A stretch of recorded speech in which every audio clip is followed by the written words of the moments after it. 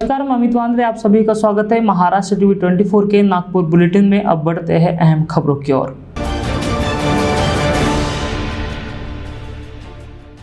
नागपुर जिले में कोरोना की स्थिति बेहद चिंताजनक दिखाई पड़ रही है। जहां रोजाना 3 से 4 हजार मरीज कोरोना संक्रमण के सामने आ रहे थे, वहीं कोरोना संक्रमितों के सारे रिकॉर्ड तोड़ 7 अप्रैल को सबसे ज्यादा एक दिन में 5,338 मरीज कोरोना पॉजिटिव सामने आए हैं। यह आंकड़ा काफी चिंताजनक है। शहर के प्राइवेट, सरकारी और घर में 42,933 मरीज कोरोना का इलाज करा रहे हैं, तो कुल पॉजिटिव की संख्या 2,54,221 है। सबके बीच आज शहर और ग्रामीण मिलाकर कुल 66 कोरोना मरीजों की मौत हुई है। राज्य सरकार ने लगाए कठोर निर्बंधों के कारण राज्य में व्यापार पूरी तरह बंद हो गया है, जिसके कारण व्यापारियों में रोष बढ़ता जा रहा है, जिसके चलते व्यापारी विरोध प्रदर्शन भी करते दिखाई दे रहे हैं। व्यापारियों के इस विरोध का समर्थन भाजपा ने किया है। नागपुर की इतवारी मार्केट में भाजपा व्यापारी संगठन ने हाथों में पोस्टर लिए सरकार से व्यापार शुरू करने की मांग करते हुए विधान परिषद के विधायक गिरीश व्यास ने इस निर्बंधों पर ही सवाल खड़े किए हैं। उन्होंने कहा है कि होटल बंद है और सप्लाई शुरू है, ये कैसा बंद है?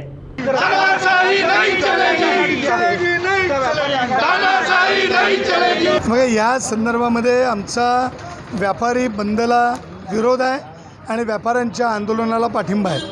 भारतीय जनता पक्षानं बंदला लॉकडाऊनसाठी समर्थन केलं होतं, पण काही नियम आणि काही अटी, काही शर्ती, सूचना आम्ही केल्या होत्या। त्यामध्ये या सरकारनं अभ्यास केला असता, विचार केला असता तर जुन्या कोरोनाच्या काळामध्ये ज्या पद्धतीने घटना झाल्यात की ऑड इव्हनमध्ये आम्ही व्यापार सुरू ठेवले तसे करता आले असते।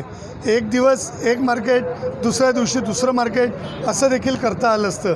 हे जर केलं असतं तर व्यापाऱ्यांची अडचण नसती झाली। त्यांच्यावर अवलंबून असलेल्या त्यांच्याकडल्या मोठ्या प्रमाणामधल्या कर्मचाऱ्यांची अडचण झाली नसती। आज व्यापारी अडचणीत आहे। व्यापारातून, बँकेमधून, त्याच्या सगळ्याच व्यवहारातून तो अडचणीत आहे। सरकारला हे समजत नाही आहे, याचाच निषेध आम्ही इथे करतो। इकडे कन्स्ट्रक्शन चालू आहे, यामध्ये मॅन्युफॅक्चरिंग युनिट चालू आहे, परंतु इकडे हे सगळं बंद आहे। हॉटेल बंद आहे, पण सप्लाय चालू आहे। हे कसंच बंद आहे, कसं लॉकडाऊन आहे हे काही कळत नाही आहे।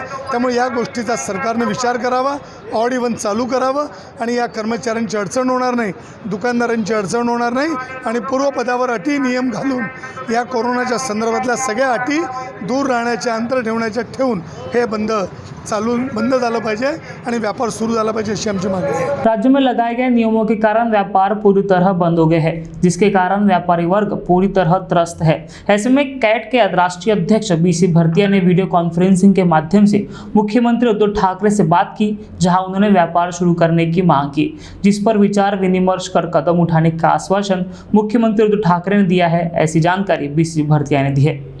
महाराष्ट्र के मुख्यमंत्री आदरणीय श्री उद्धव जी ठाकरे जी के साथ हम व्यापारियों की बहुत अच्छी वीडियो कॉन्फ्रेंसिंग पे बातचीत हुई। व्यापारियों का पक्ष रखते हुए मैं बीसी भरतिया ने कहा कि आप टाइमिंग अलग अलग करिए, मगर दुकानें शुरू रखिए।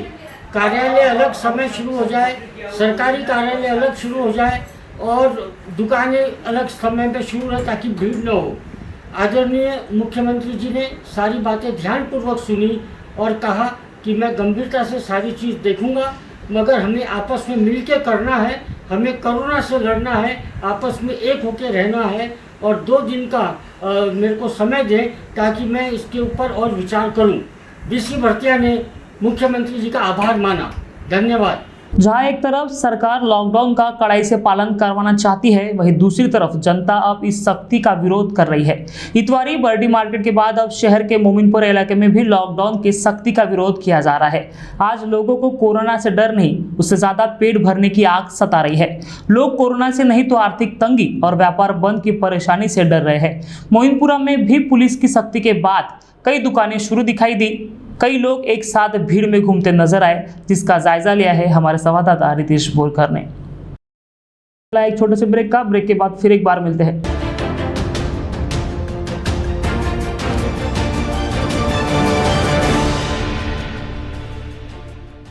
ब्रेक के बाद स्वागत। अब बढ़ते हैं आगे की खबरों की ओर।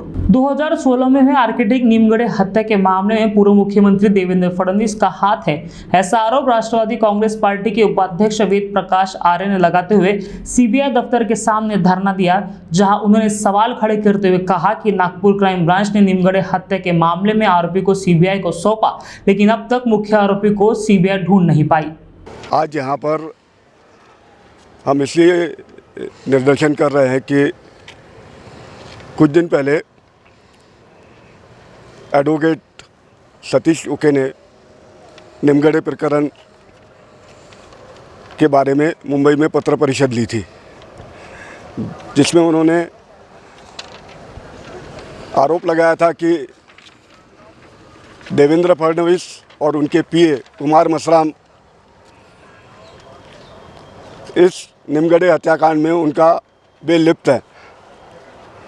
उसको लेकर हमने उनके घर के सामने भी प्रदर्शन किया था और नागपुर पुलिस ने कुछ दिन पहले 15 आरोपियों को की शिनाख्त की, जिसमें से उन्होंने 9 आरोपियों को पकड़ के सीबीआई के हवाले किया था।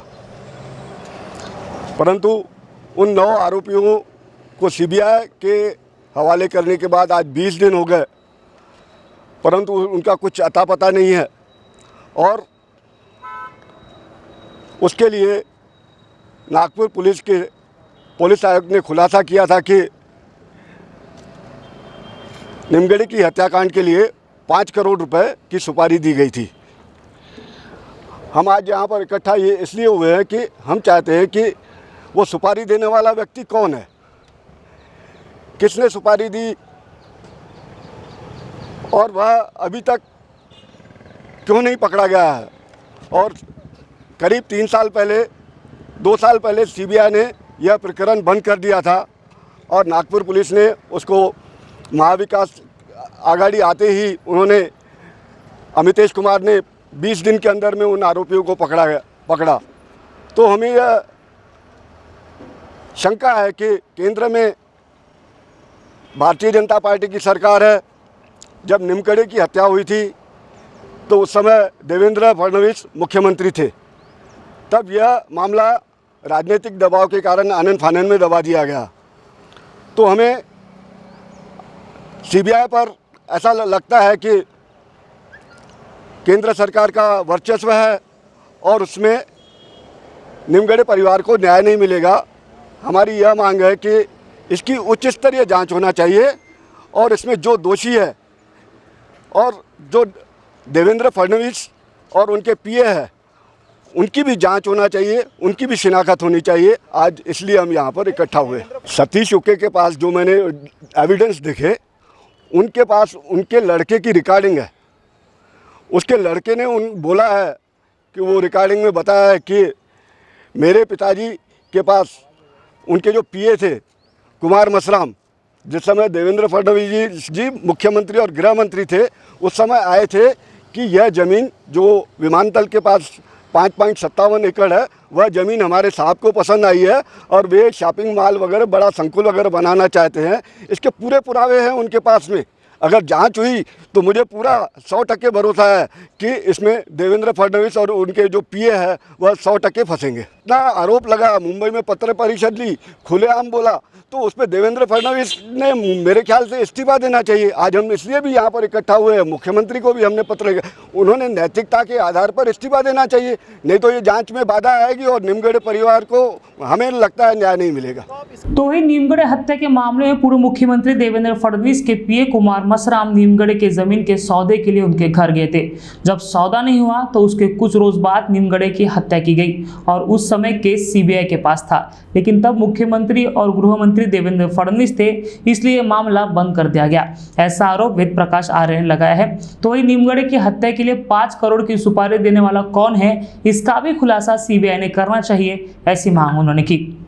मैंने उनके पूरे पुरावे देखे हैं वहाँ पर, और उनके जो बेटे ने सीबीआई और महाराष्ट्र पुलिस, उसमें भी उस समय बयान दिया था कि उनके जो पीए थे देवेंद्र फडणवीस जी के, जब वे मुख्यमंत्री और गृह मंत्री थे, उस समय उनका पीए वह ज़मीन लेने के लिए उनके घर में आया था और कुछ दिनों के बाद उसकी हत्या हो गई। तो इसका सीधा सीधा ये जाता है कि उसके कुछ दिनों के बाद क्यों हत्या हुई, जबकि निमगढ़े साहब ने मना किया था कि मुझे ये ज़मीन नहीं बेचना है, तो उसके बाद क्यों हत्या हुई। और 5 करोड़ रुपए की जो सुपारी दी गई, जो प्रशासन ने, पुलिस विभाग ने खुलासा किया है 5 करोड़, तो 5 करोड़ रुपए सुपारी देने वाला कौन? वह कोई छोटा मोटा आदमी तो नहीं होगा, और कोई तो ज़मीन उनके पास खरीदने के लिए नहीं गया था। सिर्फ वो ज़मीन देवेंद्र फडणवीस का पीए ही खरीदने गया था। इसमें शंका उत्पन्न होती है। फिर उसमें जांच, हम तो जांच की मांग कर रहे हैं ना।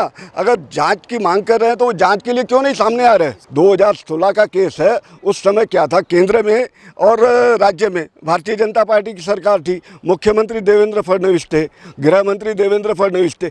अब इसमें जो सीबीआई तो मोहरा बन गई, वह इंक्वायरी नहीं कर पाई। उन्होंने आनन फानन में कभी इंक्वायरी नहीं की, जबकि एक आम आदमी रहता है, अभी किसी का नाम किसी गुनाह में आ जाता है तो पुलिस उसको घर से उठा लेती है और उसके बयानबाजी लेती है, उसके परिवार को उठा लेती है। परंतु ये देवेंद्र फडणवीस का नाम आने के बाद, उनके पीए का नाम आने के बाद कभी उनके परिवार को हाथ लगाए, उनको हाथ लगाए क्यों? सिर्फ वो मुख्यमंत्री और एक गृह मंत्री है, इसलिए। आपका आरोप है इनमें देवेंद्र फडणवीस ने ही सुपारी दी और देवेंद्र फडणवीस को सीबीआई बचाने। देखिए, सीधा सतीश उके ने आरोप लगाया पत्र परिषद 18 तारीख को मुंबई में लेके, फिर अगर वो उसका खुलासा क्यों नहीं किए? अच्छा, दूसरी बात यह है कि आज 20 दिन हो गए, नागपुर पुलिस ने 9 आरोपियों को पकड़ के सीबीआई के पास किया, पर सीबीआई ने 20 दिनों में क्या किया? आप पत्रकारों ने भी मेरे हिसाब से उनसे पूछना चाहिए देवेंद्र फडणवीस जी से कि आरोप लगते हैं तो आप पर आरोप लगने के बाद आप खुलासा कीजिए, क्यों नहीं सामने आते? अरे अगर उनमें सही में है तो उन्होंने अपने पद से इस्तीफा देना चाहिए और इंक्वायरी के लिए सामने आना चाहिए। कोरोना संक्रमण महाराष्ट्र राज्य में बढ़ रहा है और सरकार टीकाकरण अभियान लोगों तक पहुंचाने की कोशिश कर रही है। नागपुर जिले के बेलोना में आज तीसरे दिन टीकाकरण किया गया, जहां गांव और आसपास के गांव के लोग भी बड़े पैमाने पर टीकाकरण करने केंद्र पर आए। अपनी जिम्मेदारी इस नाते से कोरोना का टीका गांव की जनता को मिले, इस हेतु से किसी भी तरह की राजनीति न करते हुए पूर्व जिला परिषद सदस्य, शिक्षा सभापति उकेश चौहान, पंचायत समिति सदस्य रश्मि आर घोड़े टीकाकरण केंद्र में मौजूद थे और साथ में लोगों के साथ सहयोग कर रहे हैं। उप सरपंच लच्चू चंदेल, ग्राम पंचायत सदस्य, कर्मचारी वर्ग, आंगनवाड़ी सेविकाएं, आशा वर्कर, महिला बचत गट, दरोगा मानिक भाई टीकाकरण कर रहे जनता को सहयोग करते हुए दिखाई दिए। कोरोना दूर व्हावा, त्याच्यावर नियंत्रण बसावं, कोरोनाचा त्रास होऊ नये, जनता त्यापासून दूर राहावी, याच्यासाठी लसीकरणाचं आयोजन करण्यात आलं आहे। सुरुवातीला 60 वर्षाचे वरचे जे नागरिक होते त्यांच्यासाठी हे लसीकरण अरेंज करण्यात आलं होतं आणि त्याच्यामागे हा उद्देश होता की रोगप्रतिकारक शक्ती जे वयोवृद्ध असतात त्याच्यामध्ये तरुणाच्या तुलनेत कमी असते आणि त्याच्यामुळे 60च्या वरती जे लोक होते त्यांच्यासाठी हे लसीकरण सुरू करण्यात आलं। त्यानंतर ते बऱ्यापैकी आपलं टार्गेट कव्हर झालं, बऱ्यापैकी 60 वर्षाच्या वयाच्या लोकांनी लसीकरण करून घेतलं। त्यानंतर शासनाने 45+ आहे, 45 वर्षाच्या वर आहे त्यांच्यासाठी लसीकरण करून घेतलं, त्याची सोय उपलब्ध करून दिली। सुरुवातीला आपल्याकडे मोवाड PSC आहे, त्या मोवाड PSCसाठी डोलेल्यावरून मोवाड PSCला लसीकरणासाठी लोक जायची आणि याच्यामध्ये 60+ लोक होते, काही ज्यांना BP कोमार्बिड लोक आहेत ते सुद्धा होते आणि जाण्यासाठी मग त्रास होत होता। तर गावातून एक इथले मग सरपंच महोदय असो, इथले जे सामाजिक कार्यकर्ते आहेत, जिल्हा परिषद सदस्य आहेत, जे सन्माननीय नागरिक आहेत, इथले सर्व माजी शिक्षण सभापती या सर्वांनी लोकांनी इथे लसीकरणाची व्यवस्था करावी यासाठी आग्रह धरला। मग सन्माननीय SDO साहेब आणि तहसीलदार वगैरे सर्वांनी हे करून त्याचं नियोजन केलं आणि इथे मग लसीकरणाची व्यवस्था आपण उपलब्ध करून दिली आणि त्याचबरोबर सुरुवातीला मला असं लसीकरणाच्या बाबतीत लोकांच्या मनात अनेक भ्रामक आणि चुकीच्या कल्पना आहेत। तर याच्यासाठी आम्ही सुरुवातीला आमचे जे महिला बचत गट आहे त्या महिला बचत गटांची आम्ही सभा घेतली आणि महिला बचत गटाच्या याच्या सभेमध्ये बऱ्याचशा आपल्या ज्या महिला होत्या ज्या पत्रिका आहेत तिथे जाऊन आपले जे शिक्षक वर्ग आहे, जिल्हा परिषद शिक्षक होतो, खाजगी शिक्षक होतो, यांनी सर्वेक्षण केलं की 45 वर्षाचे आपले किती नागरिक आपल्या गावामध्ये आहेत आणि त्याच्यानुसार त्यामध्ये किती लोकांनी लसीकरण झालं आहे, किती लोकांनी लस घेतली आहे। मग जो डाटा आपल्याकडे आला त्यांच्याकडे आपल्या अंगणवाडी सेविका असो, मग महिला बचत गटाच्या हे असो, आशा असो आणि आपले जे सामाजिक कार्यकर्ते हो, सर्व पक्षाचे सर्व राजकीय पुढारी असो, या सर्वांनी जनजागृती करून एक प्रकारचं चांगलं वातावरण लसीकरणाच्या बाबतीत तयार केलं, जेणेकरून जनतेला समोर जाऊन कोरोनासोबत लढा देण्यासाठी त्याची मदत होईल। त्याच्यासाठी जे वातावरण तयार केलं त्याच्यामुळे आज आपल्या बेलोनाला जवळपास 200च्या वर रोज लसीकरण होत आहे आणि एक चांगल्यापैकी आकडा आहे आणि अजूनही प्रतिसाद आपल्याला चांगला मिळत आहे।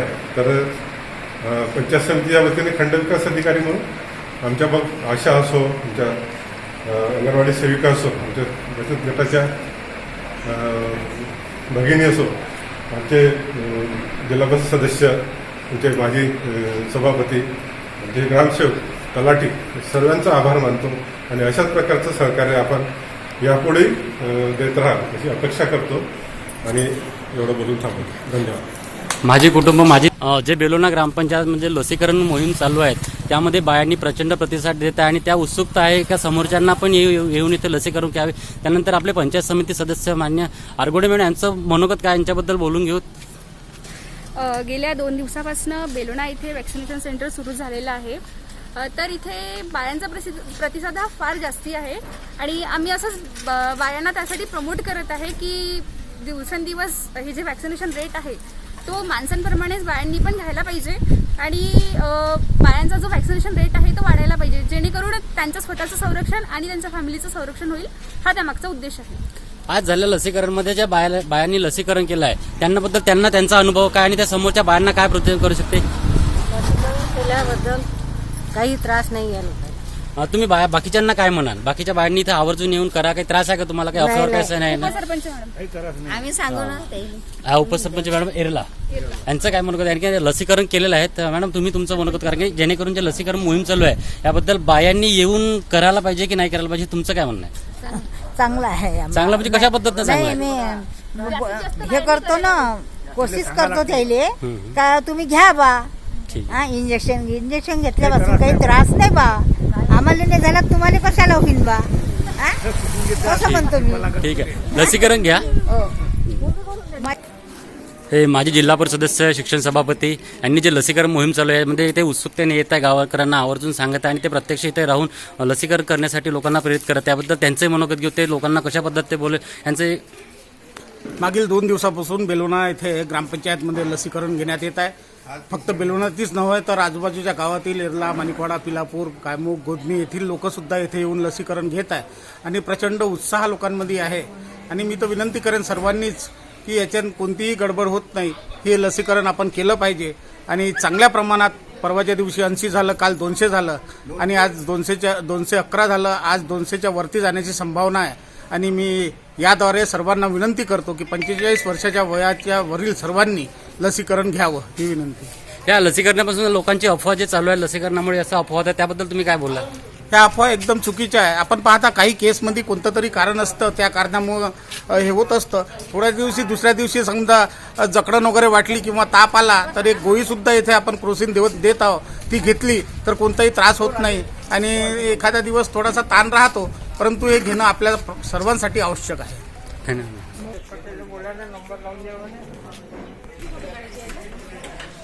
बेलोना ग्रामपंचायत इथे कोविड-19 वॅक्सिनेशन सुरू झालेलं आहे। 2 दिवसापासून वॅक्सिनेशन सुरू झालेलं आहे। तर पहिल्या दिवशी हा प्रतिसाद थोडा कमी होता आणि त्याचप्रमाणे तांत्रिक अडचणीसुद्धा होत्या, पण त्यानंतर तहसीलदार साहेब आणि SDO साहेबांची व्हिजिट झाली. मी त्यांना म्हणाली की 200चं टार्गेट मी कंप्लीट करणार आहे आणि मी काल ते 200चं टार्गेट कंप्लीट करून 213चं नवीन टार्गेट त्यांच्या पुढे ठेवलं आहे. आणि असंच सुरू राहिलं तर लवकरात लवकर जे व्हॅक्सिनेशन आहे ते सुरळीत चालेल. त्याचप्रमाणे आज बेलोणा सेंटरला थोडा पुन्हा तांत्रिक इश्यू होत आहे, त्यामुळे थोडं व्हॅक्सिनेशन आज कमी झालेलं आहे. पण तरीही आज नंतर उद्या आणि परवासुद्धा सुरळीत चालेल आणि व्हॅक्सिनेशनचा रेट हा सतत वाढत जाईल. आणि आपला हा व्हॅक्सिनेशन रेट वाढवण्यासाठी माझे कुटुंब माझी जबाबदारी ही जी मोहीम राज्य शासनाने आयोजित केलेली आहे, त्या अनुषंगाने आपल्याला इथे व्हॅक्सिनेशनचा रेट वाढवण्यासाठी गावातील महिलांनी जास्तीत जास्त प्रमाणात प्रतिसाद द्यावा अशी मी त्यांच्याकडनं आशा करते. त्याचप्रमाणे अंगणवाडी सेविका, आशा वर्कर हे आपले काम सुरळीतपणे पार पाडतात आहे. त्याचप्रमाणे मी त्यांच्याकडनं पुन्हा आशा करते की त्यांनी जास्तीत जास्त वेळा घरी लोकांना व्हिजिट देऊन, स्पेशली महिलांना व्हिजिट देऊन त्यांच्याकडनं पॉझिटिव्ह रिस्पॉन्स घेऊन त्यांना लसीकरण केंद्राकडे आकर्षित करावे आणि जास्तीत जास्त लसीकरण महिलांचे होईल असा त्यांनी भर द्यावा. ही जी आहे अफवा आहे, म्हणजे मनामध्ये लोकांच्या मनामध्ये ही अफवा आहे की नाही, कोविड-19ची जी लस घेतली त्यामुळे कोणाला वाटते की नाही बा काही इन्फेक्शन होईल, कोणाच्या मनामध्ये का नाही मरून जाईल, ही मनातली जी शंका आहे ही त्यांनी काढून घ्यायला पाहिजे. आणि बिनधास्त येऊन लस जे आपलं लसीकरण आहे पहिलं सत्र, म्हणजे त्याच्यानंतर जी दुसरी लस येते ती 28 दिवसानंतर येते, ती पण त्यांनी स्वतःहून येऊन घ्यायला पाहिजे. आणि अवश्य म्हणजे महिलांनी प्रतिसाद सर्वात जास्त द्यायला पाहिजे ही आमच्या सर्व अंगणवाडी सेविकाकडून मी आशा बाळगते. आणि सर्वांनी आपापले कामं 100% करा आणि करून घेईल आणि बेलोणा सर्कलचं पूर्ण 100% काम लसीकरण होईल एवढीच आशा करून मी. महाराष्ट्र टीवी 24 के लिए चंद्रशेखर मस्के, नागपुर। गिट्टीगदान पुलिस को मिली गोपनीय जानकारी के आधार पर कार्रवाई कर अपराधी को पिस्तौल और जिंदा कारतूस के साथ गिरफ्तार किया है। आरोपी के नाम 29 वर्षीय बोरगांव निवासी आबिद अजीमुल्ला शेख बताया जा रहा है। आबिद के खिलाफ कई आपराधिक मामले दर्ज है। पुलिस आगे की जांच कर रही है। आज पुलिस स्टेशन गिट्टीगदान में एक आरोपी आबिदुल्ला अजीमुल्ला शेख, जिसके पास फायरआर्म है, ऐसी गोपनीय सूचना मिली। सूचना पर कार्रवाई करते हुए गिट्टीगदान के स्टाफ ने उस आरोपी को गुड़गांव यहाँ से ताबीज लिया। उसकी अंगीठी लेने पर उसके पास एक गावठी पिस्टल बरामद हुआ उस पर, और 2 कारतूस बरामद हुए। उस पर धारा 325 भारतीय हथियार कायदा गुना दाखिल किया गया है। आगे का तपास किया जा रहा है। इस पर पुराने 1 यूनिट दाखिल है। इसके पास एक पिस्टल और 2 कारतूस मिले, इसकी कीमत अंदाजन 26,000 रुपये। नागपुर बुलेटिन में वक्त हो चला है यही रुकने का। आप देखते रहिए महाराष्ट्र टीवी 24। नमस्कार।